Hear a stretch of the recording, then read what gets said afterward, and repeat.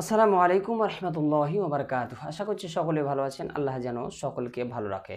দেখুন, তাকবীরাতে তাশরিক কাকে বলা হয় আর কোন দিনগুলোকে বলা হয়, সেই দিনে কোন তাসবিহ পাঠ করতে হয় আমাদের অনেকেরই জানা থাকে না। ওই জন্যে আমরা যখন ওই তাকবীরাতে তাশরিকের দিন আসে তখন আমরা তাসবিহ পাঠ করি না, মনেও থাকে না, বছরে একবার। ওই জন্যে তো জেনারেল শুনছেন, মনোযোগ সহকারে শুনবেন। দেখুন, তাকবীরাতে তাশরিক যে তসবিহ পাঠ করবেন সেই দিন হলো আপনার এই জিলহজ মাস যেমন চলছে, এই জিলহজ মাসের ৯ তারিখের ফজরের পর থেকে নিয়ে ১৩ তারিখের আসর অবধি আপনারা তাকবীরাতে তাশরিক মানে যে তসবিহ পাঠ করতে হয় সেই তসবিহ পাঠ করতে হবে। ৯ তারিখের ফজর থেকে নিয়ে ১৩ তারিখের আসর অবধি কি তসবিহ পাঠ করবেন? মনোযোগ সহকারে শুনবেন।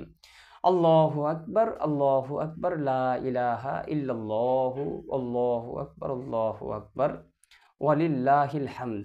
আল্লাহু আকবার, আল্লাহু আকবার, লা ইলাহা ইল্লাল্লাহু, আল্লাহু আকবার, আল্লাহু আকবার, ওয়ালিল্লাহিল হামদ। এই তসবিহটা কি করতে হয়?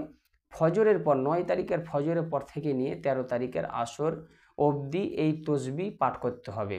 মসজিদে হোক কিংবা বাড়িতে হোক, হ্যাঁ, জামাতে থাকলে মসজিদে আছে তো ইমাম সাহেব, মুক্তাদি সকলকেই পাঠ করতে হবে। একবার পাঠ করাটা হলো ওয়াজিব, একবার পাঠ করাটা হলো ওয়াজিব, আর ৩ বার হলো মুস্তাহাব। একবার পাঠ করলে ওয়াজিব আপনার আদায় হয়ে যাবে, আর ৩ বার পাঠ করাটা মুস্তাহাব। আর মেয়ে ছেলেদের ওপরে ওয়াজিব নয়, মেয়ে ছেলেদের ওপর ওয়াজিব নয়, তবে যদি চায় তারা বাড়িতে নামাজের সময় তসবিহ পাঠ করতে পারে। বুঝতে পারলেন? পাঠ করলে নেকি আছে।